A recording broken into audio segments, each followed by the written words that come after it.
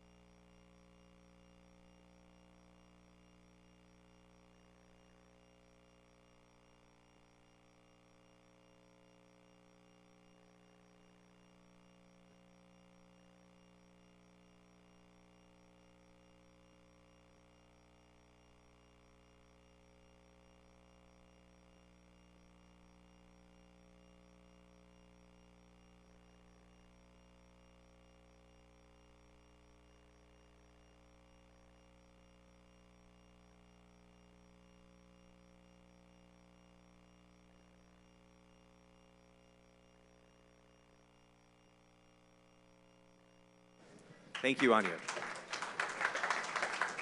Chrystia, it's so good to be here with you. Do you want to start with a joke? No, it was a very salty joke I told last night. Inappropriate for a deputy prime minister to share that joke in public. I'll tell you in private. We may come back to it later on. Let's start then instead with some economic news. Canada's renowned for its commitment to multilateralism. Some people say that you're a very nice country, but that may be news to people in Silicon Valley. And I want to tell us why you're moving ahead alone. Some people might say even going rogue on this digital services tax, and while the other countries are now delaying implementing it for another year. While other countries are? Yes. Yeah. Okay, so first of all, just on Canadian niceness, we actually do believe in being nice. We believe in being polite. When we have disputes, we think that they should be negotiated in a civil way. And Mike Froman is here. He and I did our rounds on softwood lumber, so I hope he can attest to that.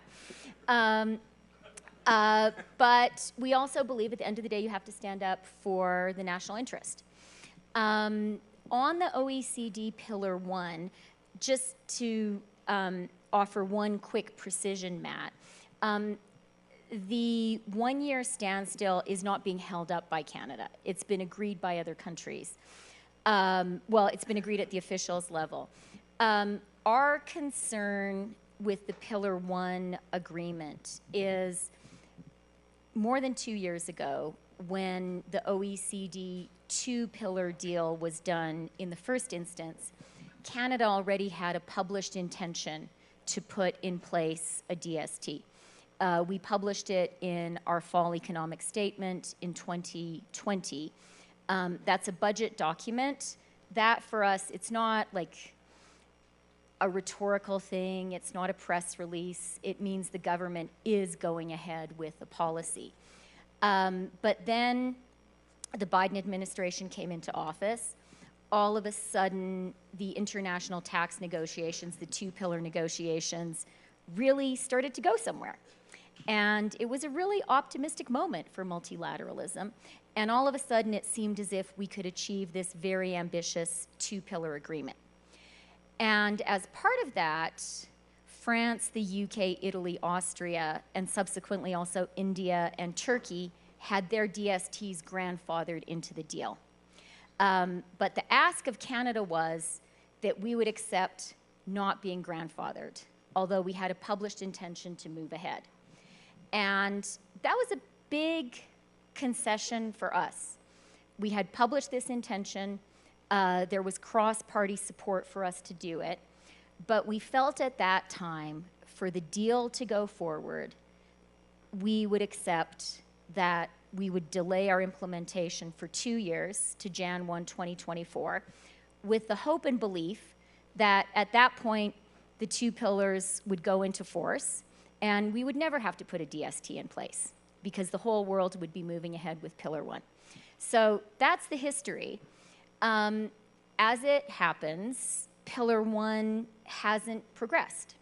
And so Canada is being asked, again, having agreed to a 2-year standstill, to agree to further standstills with no fixed date at which either Pillar 1 comes into force or Canada is on a level footing with the other DST countries. And so for us, that's clearly a disadvantageous position. The one positive news I want to offer you, Matt, I was in India for the G20 finance ministers meeting at the beginning of this week, and we had very good conversations at the G7 bilaterally with Secretary Yellen about this challenging situation. And we definitely are not there yet, but I think there is goodwill on our sides. I think there is a good understanding of Canada's concerns. We have a good understanding of the U.S. concerns and needs. And I think there is a possibility of a path forward that works for everybody. But as things stand, you're going to go alone to tax, the Apples and Googles on 3% of their kind of revenue because you don't think it's being collected now fairly. And you're also alone on sort of passing this, I guess, a link tax, as Silicon Valley would call it, that you should pay publishers. Publishers would be paid for the links to stories on the site, on the platforms in Canada. And here too, you seem to be going further than Australia and other countries that are considering certain things. And publishers are both happy to have the revenue, but worried about losing traffic because now the platforms are going to basically pull out of Canada. Is there any consideration to change the approach? I know the law has passed twice in Parliament to modify this link tax. Okay, so Matt and I have worked together for 30 years as journalists. So I'm going to say something that I know will be very annoying. Like, it's so annoying when you're interviewing a politician and they say, that wasn't quite right in the question. But I do have to say, Canada's intention is in no way to go alone with the DST. In fact, today, the UK, France, Italy, Austria, India, and Turkey all have a DST in place and have been grandfathered into having a DST in place. So that's a very important aspect of this. On our legislation to ensure that Canadian news organizations are compensated for links, I'm really glad you asked about it, because as a former journalist and now a politician, it's something that I feel very strongly about, and I do commend Australia for moving first. And I think there's really our democracy at issue here. I will not say that every single press conference I attend I love. I don't love every question a journalist asks me, but I know it's shocking, Steve. But I do know we need Canadian journalists who are well paid and well resourced and who are writing about what is happening in Canada for us to have a healthy democracy, to hold decision makers to account, and to inform Canadians about what's happening in Canada. And the reality is, because of the economics of the web advertising business, Canadian newsrooms are being hollowed out. And it is happening to our national news organizations, and it is happening at a local level. And it is visibly, discernibly weakening our democracy. It's a real social and political problem. And so we have put forward legislation that I think is absolutely fair. We love, like, we're regular people. We love all the great things that the web gives us. We love search. We love using social media to connect. But I think this is not a Canadian problem. I think this is a world problem. I think collectively we need to figure out some legislative frameworks that ensure we can have healthy, well-resourced news organizations. And I think at the end of the day, the resources do have to come from the tech companies. And you could say, well, if you think this is so important for Canadian democracy, maybe the government should just pay for it. But I think there's a real challenge with news organizations deriving a great deal of their revenue from the public sector, from the government. So, you know, this is a challenging issue, but I have to say Canadians understand this, and Canadians are very, very supportive of what the government is doing here. So we're all for journalism, obviously, and I guess it sounds like you're not changing that law, that approach. Well, I do, like, look, I said Canadians are polite, but firm in defense of the national interest. I really think in most issues, if you have goodwill, if both parties are able to be really clear about what their core interests are, more often than not, you can find a win-win solution. And we are very open to that. And our Minister of Heritage, Pablo Rodriguez, I think has been having good conversations, particularly with Google, and that's something that we want to continue. Staying on economics, my sense that on trade, that over the last 3 years, Ottawa has been in some ways as frustrated with, you know, Made in America Joe Biden as it had been with Make America Great Again Donald Trump. True or false? False. Okay. Tell me more. 100% false. Some of our reporting seems to suggest some frustration. So what is, are you looking ahead toward the election? Is there anything on trade that you're trying to accomplish with the U.S.? Look, and again, it's so nice for me to have Mike Froman in the room, because that, for me, he and I were trade ministers together. He was USTR when I was Canada's trade minister. The reality of the Canada-U.S. trade relationship is, and this is something all Canadians know and not a single American knows, we are your largest market. We are larger than China, Japan, and the UK combined. So, dear American neighbors, think about that for a minute. Canada as a place that you sell stuff to, more important than China, Japan, and the UK. And you are overwhelmingly our largest market. And by the way, we like you. Like, if you had to have a big country next door that you have such a close trade relationship with, name me a country, you know, that you wouldn't like more than the US. And I would also say to you guys, what other country in the world would you prefer to have in that position on the chessboard other than us? So I think both of us are pretty lucky in our friends and neighbors. But the size of that relationship means inevitably in the Canada-U.S. relationship, there are always trade issues, there are always trade tensions. It's just inevitable because we do so much business. And certainly in Canada, we don't see that as anything out of the ordinary and as in any way meaning that we don't have a good relationship broadly. So how much do you worry about Trump? I believe that it is the job of the American people to choose who runs America. Let's move on to China. I'm going to say one more quick thing about that, Matt.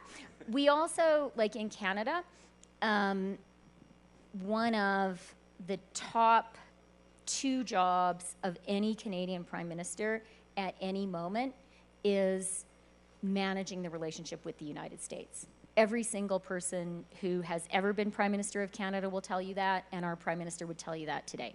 So we think about you guys a lot, much, much more than you think about us. And it's not just true of the government, it's true of regular Canadians. We do polling, we're a government, we do polling, we're like, what are the top issues? What are the top political issues you're following? Quite often, not just like the top one, but the top 1, 2, 3, 4 will be US issues. I bet you if you went to Toronto or Vancouver and interviewed people about like Supreme Court decisions, primaries, Senate races, they would be maybe as well informed as their US neighbors. So we do think about it a lot, and that's just good practice. Let's shift to security and to China's been, a constant topic of conversation here last couple of days. Canada's part of the Five Eyes, although kind of in reality, you think there are probably three eyes because there's three that really spend a lot on intelligence. And I wonder, with shouldn't Canada be boosting your intelligence capabilities, considering the Chinese interest in Canada, in influence in Canada? You run the budget. Is that something that's in it? Okay, well, I'm certainly not going to be making any budget commitments today, right here. How about a sort of a principled commitment? Should the intelligence community in Canada get more? What I will say is we are very aware of, very focused on China in the world, and very focused both on Canada's position as a country vis-a-vis China, but also our collaboration with allies. And intelligence and security is a big part of it. I think a real opportunity and a place where Canada has an outsized role to play is in securing supply chains, particularly in critical minerals and metals. And this is something that we are investing in aggressively. We began investing in the 2022 budget with a $3.8 billion critical minerals and metals strategy. And we're working very closely, particularly with the White House, but also with other allies on that effort. And I think this is one of the most important things happening in the world right now, is a recognition that the green economy needs to be built with physical stuff. Like, it's not just about commitments, it's about lithium, it's about copper, it's about nickel, it's about zinc. And Canada has a huge role to play here, partly because we have a lot of the stuff. You guys remember the new controls that China imposed on germanium and gallium. Well, it turns out that 25% of the world's germanium is produced in Canada by Teck, Trail, BC, just 1,000 miles northwest of where we are right now. So we're focused on our domestic resources. Equally importantly, Canada is, I would say, Canada, Australia, Germany, and the U.S. are the world's leading mining countries. We have a great deal of expertise, engineering, mining, banking, law in mining, and Canadian miners are very active in Latin America, Africa, Asia. We as a government are focusing on supporting them there, and we're working really for the first time very collaboratively with the US, with a broader group of allies, on sort of having joined up thinking on securing our critical minerals and metal supply chains. This friendshoring, vis-a-vis right? China, I think this is probably the single most important thing for us all to do, because China right now, they've been thinking about this for 20 years, and they have quite concerning control, not only of critical minerals and metals deposits, but also of the processing. And so we collectively have to get ahead of the game. Otherwise, we risk finding ourselves in the position that Europe found itself in last winter vis-a-vis Russian natural gas. That's what you mean by friendshoring, I guess. Yeah, that's. It's part of it. Right. Yeah, a big part of it. Let's move on to. Your great professional and personal interest has been Russia and Ukraine. Disclose that Chrystia and I covered 1993 Russian presidential elections together, and she was my first boss in journalism, and a very good boss. And, was I nice? Great boss. Learned so much. He had to say that. No. Let's start with Ukraine. Obviously, you speak Ukrainian. Your first job was in Kiev. What is your sense? Is there an adjective that comes to mind of how things are going? How do you feel things are going? If you have to put it in one word. Well, I'll tell you the word that the Ukrainians are focused on, which is перемога, and that means victory. And they are 100% focused on it. And I actually think I've been listening to some of the conversations that have happened here. I thought the Bill Burns discussion was excellent. But what I was struck by was so much focus on what's happening internally in Russia. And I think that's a little bit of an analytical oversight. And collectively, we need to think a little bit more about what is happening inside Ukraine. We need to realize Ukraine is not just acted upon, it is also an actor. And I'm going to do a little bit of advertising for Matt, who is a brilliant journalist. And he wrote this spring a piece comparing the Ukrainian question today to the Polish question. Remember that? Which kind of haunted Europe for centuries. Matt worked in Ukraine. He is Polish. Tell everyone the title. You stumped me on the title. Okay, so just like Google Matthew Kaminsky Ukrainian question, it's a really brilliant piece which kind of poses what I think is one of the central things, which is what's going on with Ukraine and what do we want the outcome to be? And my first kind of thought to everyone here is Ukraine has really transformed itself since 1991, for sure, when Ukraine became an independent state, since 2014, when Russia invaded and annexed Crimea, and very much since the beginning of this war. And really, Ukrainian civil society has stepped up, but also the relationship between the society and the state has been transformed. And the only comparison from my own life that I can think of is, my grandfather, I'm from northern Alberta, a small town called Peace River. My grandfather was born in that town. No connection to Europe. His parents actually were Americans who moved up to northern Alberta because it was too civilized down here, and they were like pioneers. They wanted to go to the last wild place in the world. That's where I'm from. Okay, but so when the Second World War started, my grandfather and two of his brothers immediately volunteered, immediately went to Europe. 3 Freeland boys went there, only 2 came home.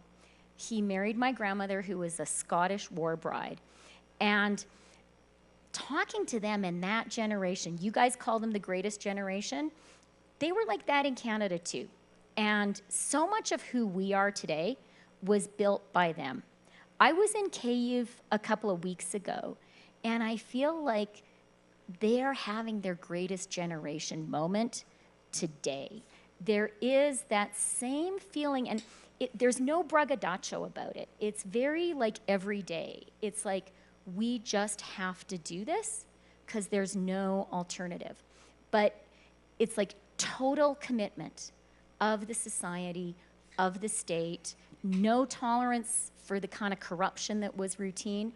And from my perspective, the single most important thing about the war between, the Russian invasion of Ukraine right now is that Ukraine now has that total society, state commitment in a democratic polity. And I don't want to seem like a naive romantic here, but I really think that a united democratic people who have decided they are not going to be conquered, I think you got to bet on those guys. And I think we're doing the right thing by betting on them. What should the West end goal be? You mentioned the word victory. What is that our interest in Ukraine, and what does it look like? I think that's a great question. I think we need to think about it more than we maybe are. I think what we need to focus on is a strategically viable Ukraine which can be economically successful.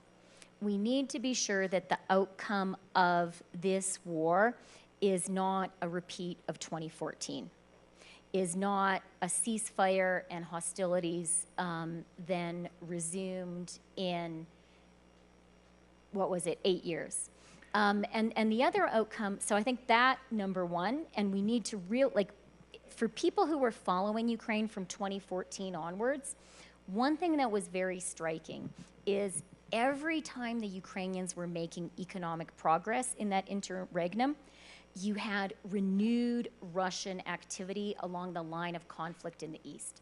There was a clear, intentional, well-organized Russian effort to make Ukraine not economically viable, not investable. And so we have to be sure that that doesn't happen. The second thing that I think we just very quickly, Matt, super fast, that I think we need to think about when we think about Ukraine is the demonstration effect. We need to realize that what is happening in Ukraine has a real impact on what countries think they can get away with in the world.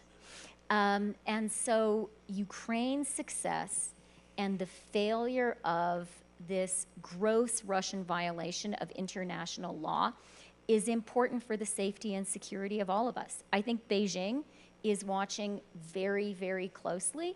And if we support the Ukrainians enough, the consequences are going to be really, really positive for the whole world, very far from Ukraine. There's a reason that Japan has taken such a strong and laudable position in support of Ukraine. The Japanese understand this.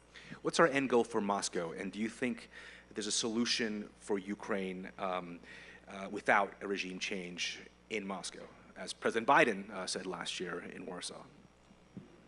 I think it's up to the Russians to figure out what they want to do inside Russia. I think it's our job to make clear to them that their illegal actions cannot stand. And I think it is our job to also make clear to them that they're going to have to pay for the devastating damage, not only to Ukraine, but to the world economy.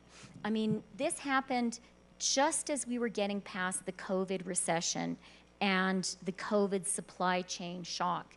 And then you had Russia invading Ukraine, which added a huge inflationary shock to the whole world, particularly painful on food prices. This has caused huge misery in the global south, and we should not forget that either. You obviously led the way in freezing the central bank assets, and do you think that now is the time to move ahead to try and lay claim to those assets, even if people are worried about the precedent or questions about international law? I think freezing the assets of the Russian central bank was really important, and I think Janet Yellen and Mario Draghi, if I had to name two people, played a really important role, as actually did the government of Ukraine. The Ukrainians are very sophisticated about this stuff. They had really good ideas. I do think when it comes to the Russian assets, we need to think about going from freezing the assets to confiscating the assets. We have legislation domestically in Canada that gives us this authority. That legislation was part of our 2022 budget implementation bill. It has cross-party support, and we are moving forward with 2 specific asset seizures. On the assets of the Russian central bank, I think there is a lot of international discussion about this, and I do think we need to think really hard and seriously about it. I think that Phil Zelikow is here, and he's a really useful person to talk to because of his experiences with the assets, with the central bank assets of Iraq, which I think is an interesting precedent to think about. And I think also, we have to, I am an elected political leader. I face the voters, and that's a really important conversation. And, speaking for myself, and like a lot of Canadians, like they come up to me on the street. I normally don't have security. I'm a person very accessible to a regular Canadian person. And when I go for a run in my neighborhood, people often will stop me and they will say, "What are you doing to help Ukraine? What are you doing about Russia? You have to do more. This is really important." And, when the war ends, there's going to be a big bill to pay for the reconstruction of Ukraine. For people here who are in elected office, let's think about the conversation we're going to be having with our voters. And they are going to say to us, certainly Canadian ones are going to say, I'm prepared to help Ukraine, I believe in it, but I think there are hundreds of billions of dollars of Russian assets that currently are frozen, and isn't it just for some of those assets to be used to rebuild Ukraine? And what is the, you mentioned your hopes for Ukraine. Do you have one, what is your biggest fear for Ukraine right now?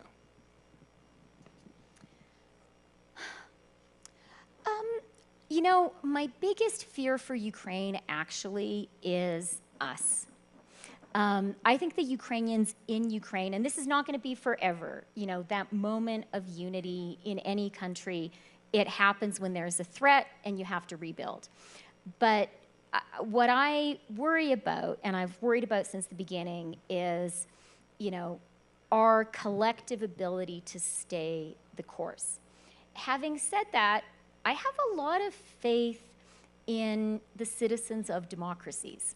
And I think thus far in the war, political leaders have been surprised on the upside by the commitment of their own citizens to support Ukraine. And I think that's because, you know, people don't have to come to the Aspen Security Forum to understand that there's a very there are basic principles at stake here. This is democracy versus dictatorship. Okay. This is the right of people to defend the sovereignty of their own borders. I find regular Canadians, they really get that. It doesn't take a long explanation. So I worry, will we stay the course? But so far, our people have been pretty great, right? Right. Let me ask you one last question on behalf of my colleagues. I know this is the best job you've ever had, but working with you was the best, Matt, Shirley, and also Ed Luce, who is here. There's many, many other proteges of Chrystia in this audience.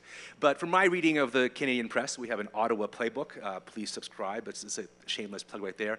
Okay, it's actually good. We read it. I read it every day. Good. I see your name mentioned for other jobs, maybe in Canada, you know, overseas, at NATO or in other parts. If you're thinking about your next challenge, is that something that you would prefer for it to be in Canada or overseas? So as you guys may have heard, this is a not straightforward moment in the global economy or in any country's economy, right? Inflation in Canada has come down. You didn't ask me about this, Matt. I can't believe it, okay? Inflation, we had our inflation number on Tuesday, 2.8%. Isn't that great? Yeah, it is. Yeah. Okay, we are now within the Bank of Canada's target range. This is huge. It's come down from 8.1% last June. But getting past the COVID recession, all the challenges of COVID, that is huge. Building a green economy is huge. For us, we are a very pro-immigration country. We have an immigration target of 500,000 new Canadians every year. But that means we have to build a lot of houses for all those new Canadians. So we have some big challenges before us, and my view is Canadians deserve a finance minister and a deputy prime minister who is very focused on their challenges and on advocating for them and on telling their story to our American friends. Et merci beaucoup pour votre attention, merci beaucoup pour votre amitié. Ça me fait un tellement grand plaisir d'être avec vous aujourd'hui. Okay. Thank you, Chrystia. Thanks very much. And we're now going to be having President Zelensky join us by video from Kiev.